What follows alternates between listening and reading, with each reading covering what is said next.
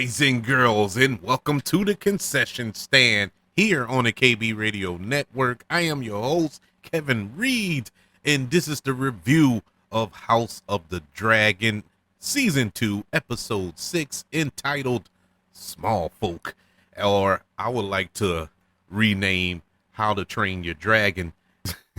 But this was another solid episode of not Game of Thrones, I was about to but House of the Dragon, same thing. But it was another solid episode. No, not not much action in it, other than somebody getting barbecued in in the first part of the episode. But once again, this was more of a political uh back and forth, like they always have in this show. I hear a lot of people complaining about that. That is no action in it. Oh man, where's the dragons? Where's this? Why is none of this happening? Well, the problem is people compare it to Game of Thrones, and it's not Game of Thrones. Yes, it's the same universe or whatever you want to call it, but this is more of a political show, and it focuses on the characters and the character building and uh the intrigue and all that good stuff. The action comes, you know, a little scarce, but it doesn't bother me. But I do read and I see a lot of people who are kind of turned off by that. But I don't know what to say. You know, it's not an action thriller. You know, it's a political satire, I guess you could say. I I enjoy it. In this episode, I would say out of all of the episodes, it's probably the weaker of this season, but it was still entertaining because it's still setting up so much. And I guess that's the point I'm trying to arrive at, that all this is set up. Everything that's going on right now is set up until this big crescendo when we do get an actual all-out war, the dance of the dragons as it's described in the book. And you know, the setup seems to be amazing. That we are going to have a hoot natty of a showdown between the greens and the blacks. And so uh I'm loving what's going on. This episode, as I said, was entitled Small Folk. And it we start off with we see a Lannister. We see one of the twins. We know that Tylan sits on the small council, but his twin brother Jason, who we seen in episode not episode but season 1, trying to woo Rhaenyra when she was younger and didn't turn out well for him. Both played by Jefferson Hall, by the way. They didn't hire twins, but he's playing both of these characters, and he's enlisted by the Greens, of course, to help join forces and whatnot, march on Heimdall or Heimhall or whatever it's called, wherever Damon is, and he's like, "Cool, we'll do that, but I'm only gonna do that if Aemon and his dragon come and accompany us." And so we go back to the small council where the Raven has sent the message, and Aemon is hot. Aemon is hot by this. He's like, man, who you think he is to enlist me? Or, call me out or whatever. And we see Allison trying to be diplomatic, trying to display some sense of diplomacy, and Aemon is power hungry at this point. He's power mad, I should say, and overrules her, dismiss the council. They have a back and forth. They being Aemon and Allison, and he basically tells his mom to go get back into the kitchen. He like, you're fired from the council. It was one of the most cold blooded scenes of the season. Decapitating baby aside, but this was so cold blooded that you do this to your mama, man. Hey, look, we don't need you here. I don't need your help. Go sit down somewhere. And so that was that. Meanwhile, and I'm gonna go a little out of order here to try to wrap it up real nicely. You have Aegon, who is in and out of consciousness, and this upsets Aemon. He's like, "Well, I thought you said he was out of, you know, he had a slim chance, that his days was numbered." But he's like, "Well, he's pulling through. He's strong, or whatever the case may be. Uh, he he, he might pull through." Well, Aemon ain't feeling that, because that would mean he he would have to relinquish his seat. And after all he did, basically burning his brother to a crisp, he was like, "Man, look, I'm not doing that." So he is basically setting it up to kill his brother. He's gonna finish his brother off in his sleep, I guess. At least that's what they're setting it up to be. So we cut to Damon, who is still having those visions in this haunted castle, and we get a breath of fresh air. At least it was for me, to see Patty Constantine return as Viserys in the visions of Damon, and I loved him in season one.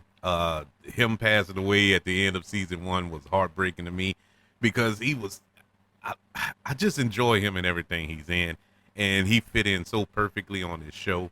And he was gone too soon in my eyes. So to get him, even if it's in the visions, was perfect for me. Basically, turning the mirror on to Damon, uh, having Damon just come to grips with everything he's done in the past. All the decisions he made in the past, and these are basically what these visions are: self-reflection of his decisions. Him learning from the mistakes that he made, or the ramifications of the decisions that he made in the past. And he hasn't yet come to grip with them. And I love how this is a visual representation of him working through his mental health, if you will. Meanwhile, we have Rhaenyra, who did the research. She went through the archives, and she found some blood, uh, uh, a bloodline that is connected to her, and is able to tame a dragon, to ride a dragon, because she's in desperate need of dragon riders. So she finds one who happens to be on the Queen's Guard, and he accepts the challenge. He was like, "Look, I sworn an oath to you, to give my blood, and die for you if I need to. So I'm willing to give this a shot." And so he tries to give it a shot and tame the dragon. And deep down, I knew what was going to happen in this scene. It was just the way the tension was built up, and you're sitting there just waiting for it to happen, and it didn't happen at first. It looked like the dragon was submitting to him, and he's like, "I did it." And the shoe, I don't mean to laugh at old boy, but as soon as he said, "I did it," the dragon just jumped up and just roasted him and one of the dragon keepers. And the dragon keeper, I mean, he went out like a soldier. While he was being toasted, he slit his own throat, put himself out of his misery instead of burning to death, unlike the Queen's Guard, who probably should have waited till he got on the dragon to make that statement. But it is what it is. That was pretty brutal, and it was soul crushing to Rhaenyra, who, I mean, went through all this work. Her and her son came up with this plan. All right, this is a genius plan. We'll get more dragon riders. We can overtake Aemon and the Greens, and we can get the throne back. Well, that shattered in an instance when when I think it was Sea Smoke, the dragon, the one that roasted him, put a monkey wrench in that plan. But I'm gonna jump to a scene that really was the scene of the episode, the line of the season to me. Rhaenyra is shaken up by what just took place. Uh, One of the lords on the council was reminding her of her mistakes that caused the guard, and the dragon flew off afterwards, so you lost a dragon, and he was just talking reckless, you know.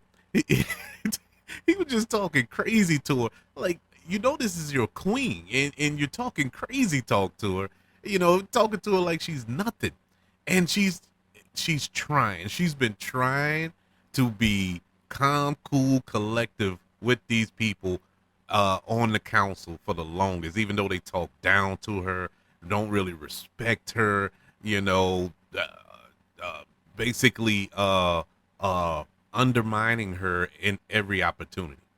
And all of a sudden, Rhaenyra turns around and just smacks the taste out of his mouth. I mean, slaps him to sleep almost. And she says the coldest line in House of the Dragon history to me. It's my fault, I think, that you have forgotten to fear me. I was like, oh my God, I'm going to use that. I'm going to use, I'm gonna use that on somebody.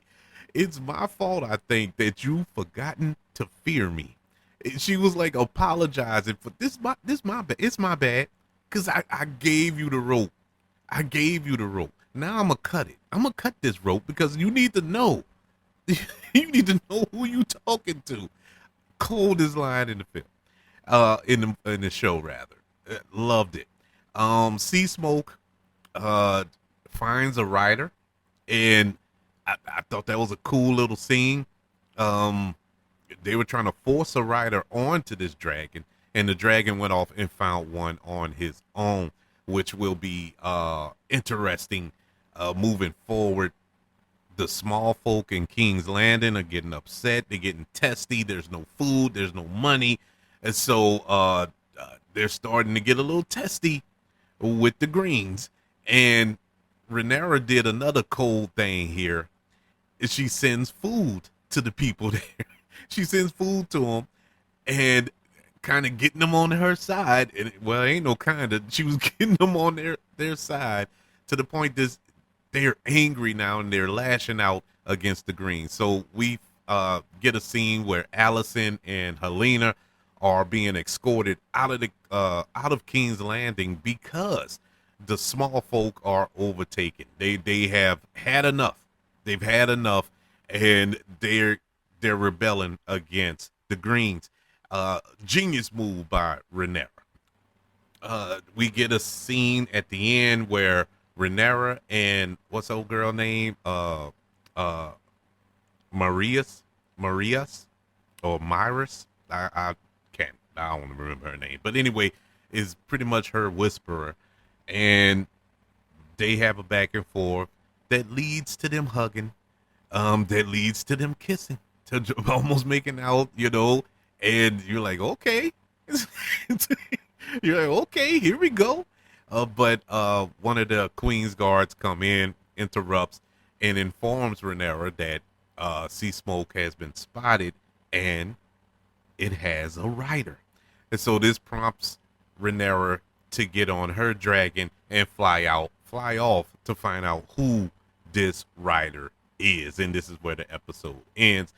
Once again, a lot of interesting stuff happened in this episode. Very exciting. Real good setups. Not much action. Actually none. But it's a lot of setup to action that will take place in episodes leading to this season wrapping up. We only have a few more episodes to go this season, but it's set up to be something special. I'm enjoying this. I'm enjoying this a lot. This episode, yes, very, very slow. Very slow episode. Probably the weaker of the 6 episodes this season, but yet great performances, great storytelling. I am fully invested on what will happen next. I would like to know, what do you think of episode 6 of House of the Dragon. Are you hyped up for what's to come? What do you think gonna happen with Allison and Helena? Where are they going? Where are they risking them off to? Or are they going to where Otto is, to their homeland or whatever? I would love to know where that's leading up to. What do you think Rhaenyra is going to do when she finds out who is riding the dragon, and what's up with Damon? Are we ever going to get Damon coming back and apologizing to Rhaenyra? So many questions. Can't wait to find out how it all comes together. I would love to know what you think. Email the show, kbradiopodcast@gmail.com. You can also look for the show on all social media platforms. Just search for the KB Radio Network. Also, don't forget about YouTube. Subscribe to the KB Radio Network channel and like this video if you don't mind. Don't forget about the 5 stars, the reviews, and sharing this show. If you're listening on Apple Podcasts, Spotify, iHeartRadio, wherever you are currently listening to the concession stand here on the KB Radio Network. Everybody, thank you for joining me for this review of House of the Dragon, Season 2, Episode 6, Small Folk. Can't wait to speak to you next week for Episode 7. Want you all to know that I love you, continue to love everyone, and until we speak again, you all be blessed.